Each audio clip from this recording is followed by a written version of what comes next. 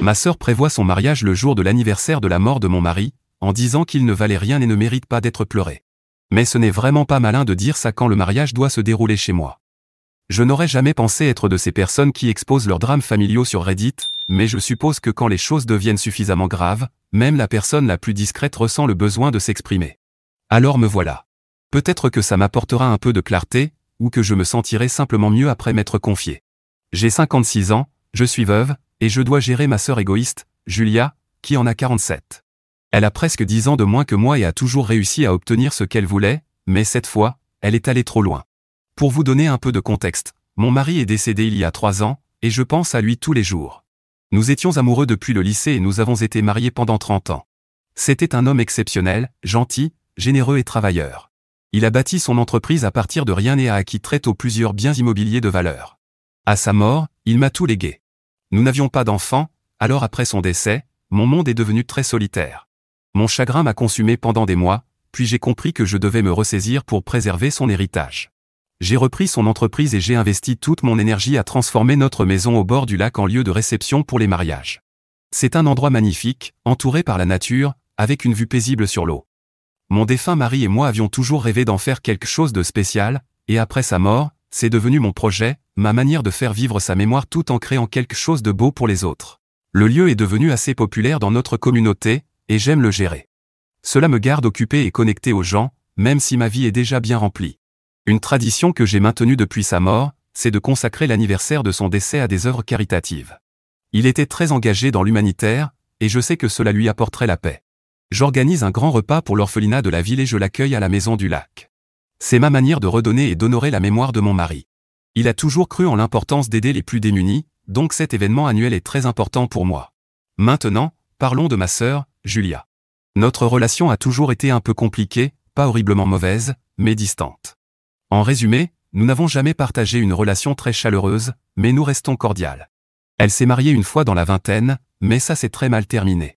Depuis, elle était célibataire jusqu'à il y a quelques années, et maintenant elle se remarie. Lorsqu'elle s'est fiancée, j'étais sincèrement heureuse pour elle. Malgré nos différends, la famille reste la famille, après tout.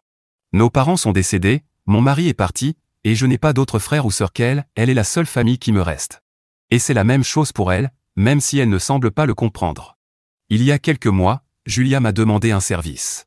Elle voulait que je l'aide à organiser son mariage et espérait utiliser la Maison du Lac comme lieu de réception. Je n'ai pas hésité une seconde, j'ai dit oui. Ce n'est pas comme si j'avais des difficultés financières. C'était important pour elle. Je me suis dit que ce serait peut-être une occasion de réparer notre relation.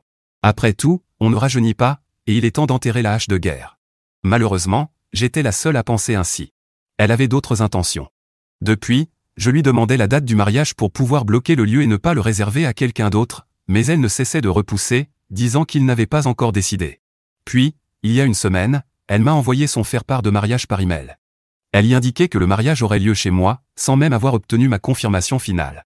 Et pire encore, la date du mariage était le jour de l'anniversaire du décès de mon mari.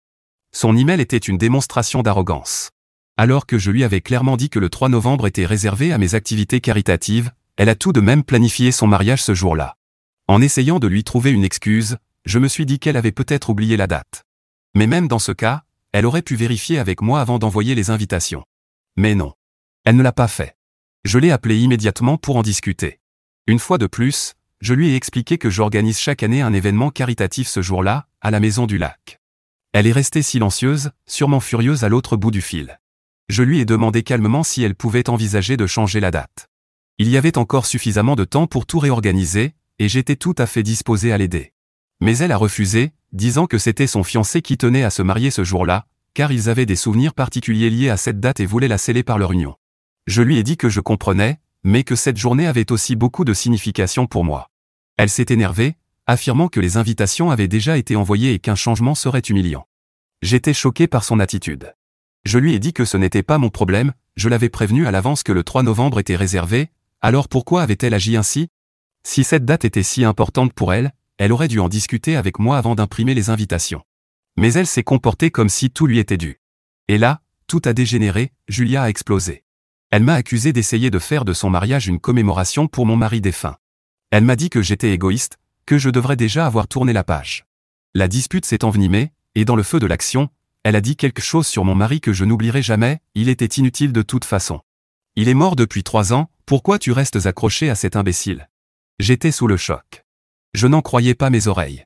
Quelque chose s'est brisé en moi, et j'ai crié pour qu'elle s'excuse. Elle a dit qu'elle n'avait rien dit de mal. Je lui ai répondu qu'il était absolument hors de question que je la laisse utiliser la maison pour son mariage.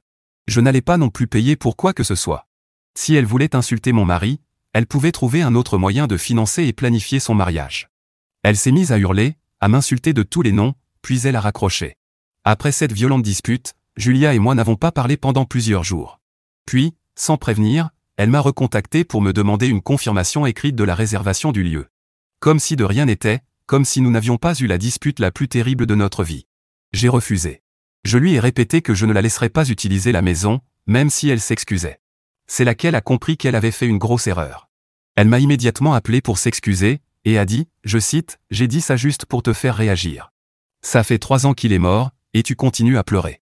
Tu es encore jeune, il est parti depuis longtemps. Il faut que tu te remettes à vivre. Je sais que mes mots étaient durs, mais je voulais simplement que tu penses à toi. Bon sang, je suis ta sœur.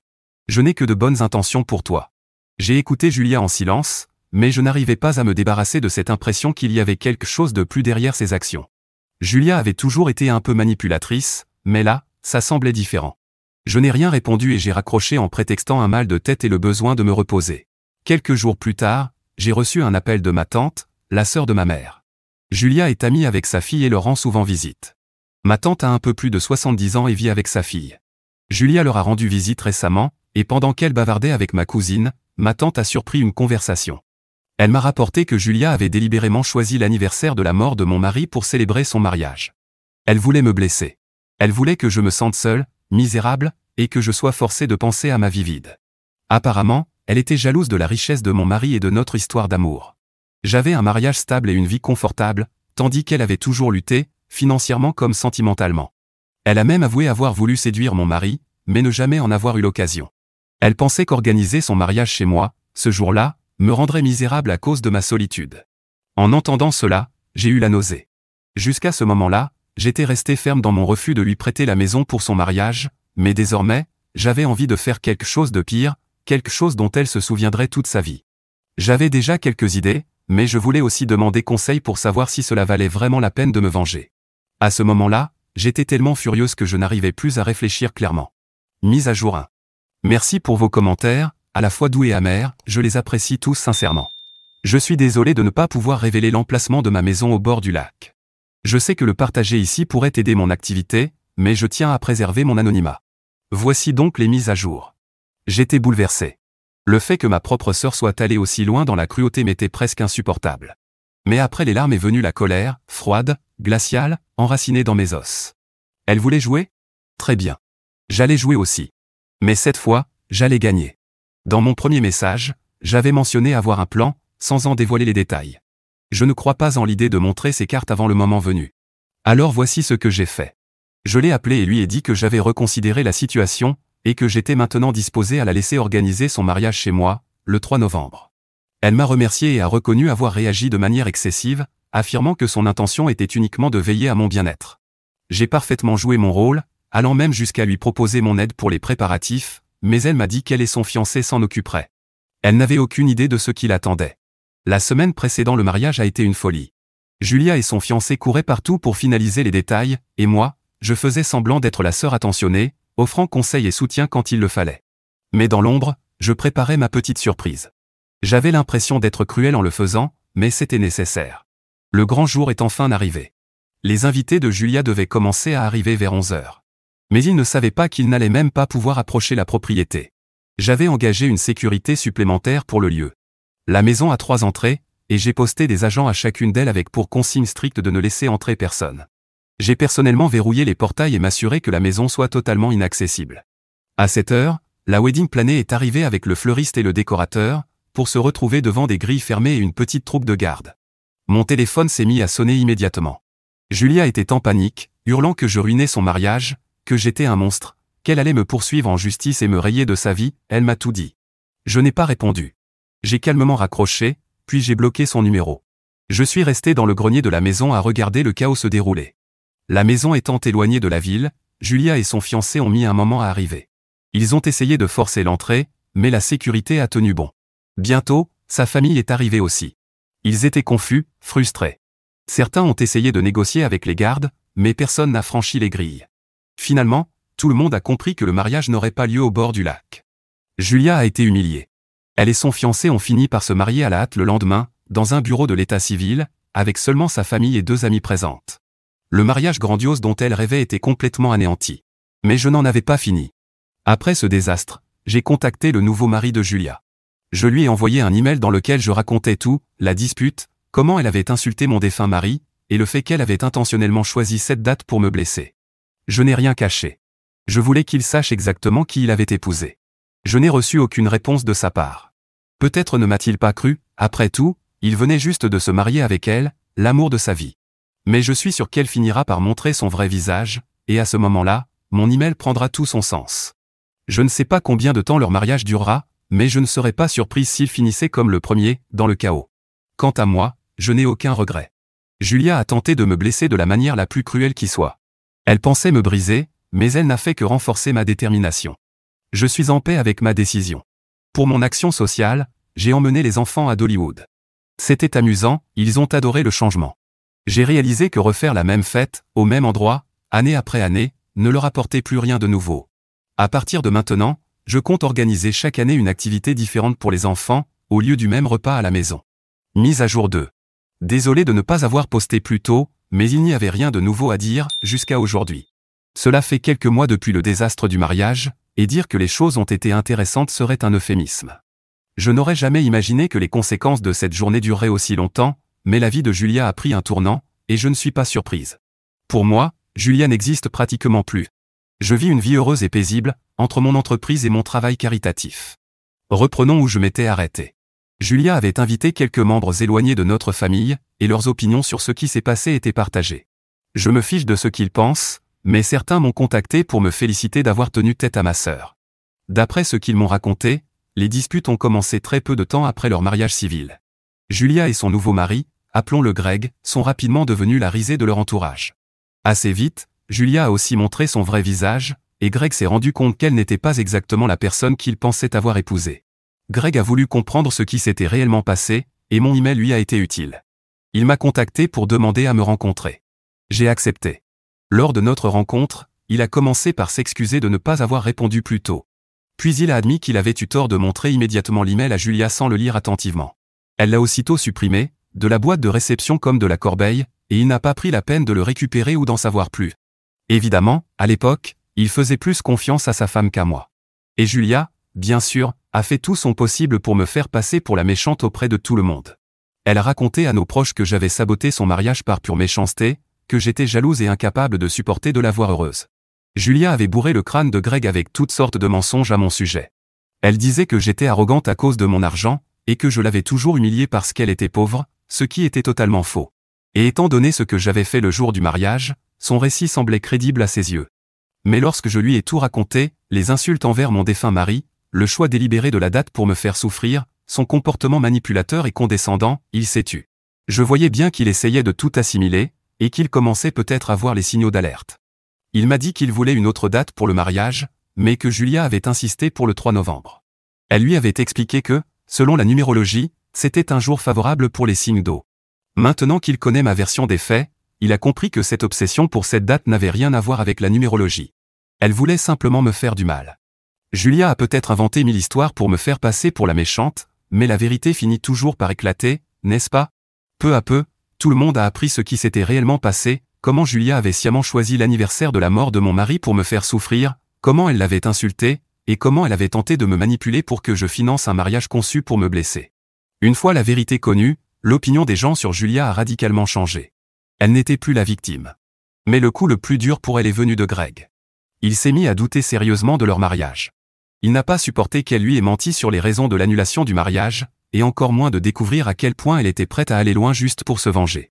D'après les rumeurs familiales, Greg passe de plus en plus de temps loin de chez lui, et ils se disputent constamment. Julia, fidèle à elle-même, refuse d'assumer la moindre responsabilité. Elle m'accuse d'avoir ruiné son mariage et continue à prétendre que c'est moi qui ai exagéré. Elle est même venue chez moi pour faire une scène, mais je ne l'ai pas laissée entrer.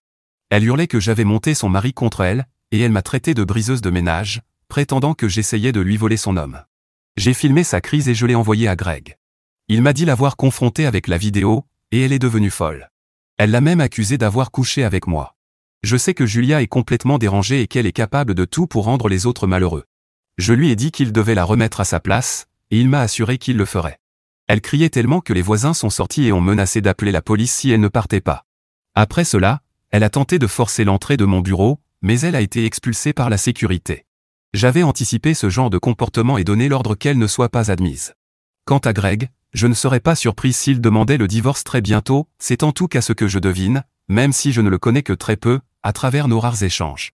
C'est un homme bien, et je crois qu'il commence enfin à comprendre qu'il a épousé une femme qui préfère gagner des disputes futiles plutôt que de construire une relation saine. D'une certaine manière, je le plains, mais je pense aussi qu'il s'en sortira mieux sans Julia à long terme.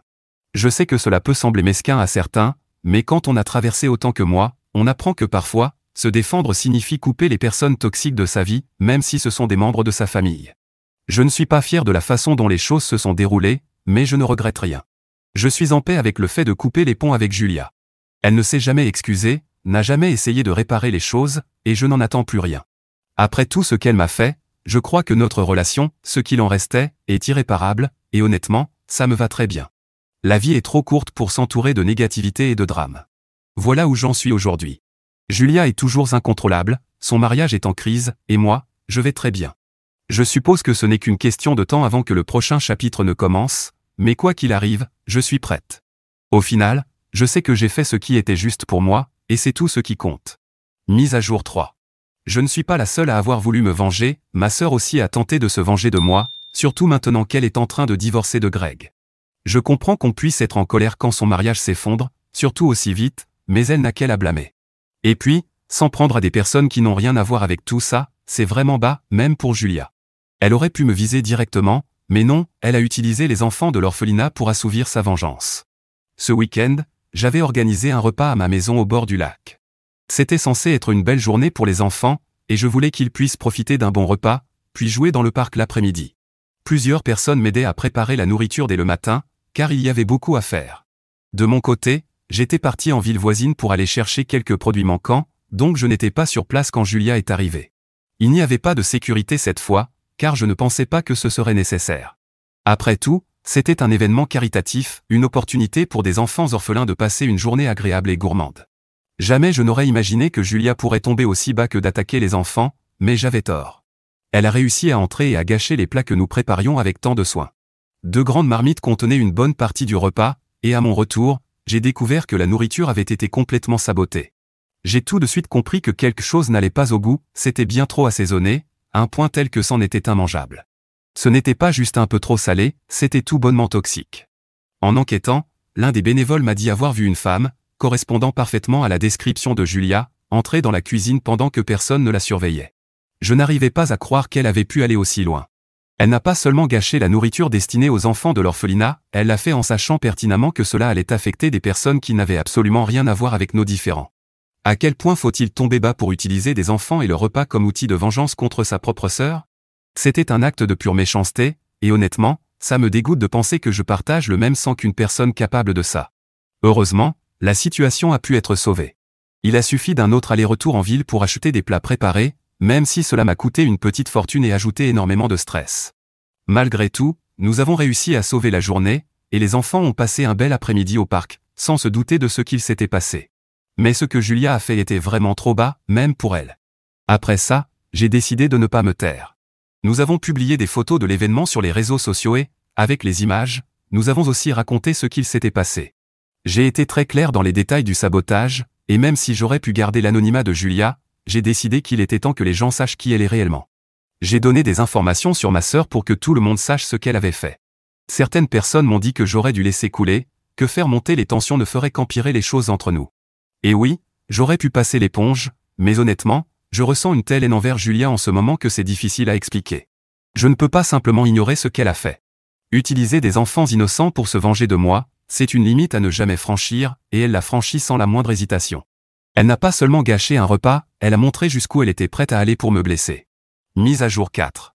Eh bien, quelque chose de positif est tout de même ressorti de tout ce qui s'est passé depuis mon dernier message, l'événement est devenu viral, ce qui a permis à de nombreuses personnes de découvrir notre travail.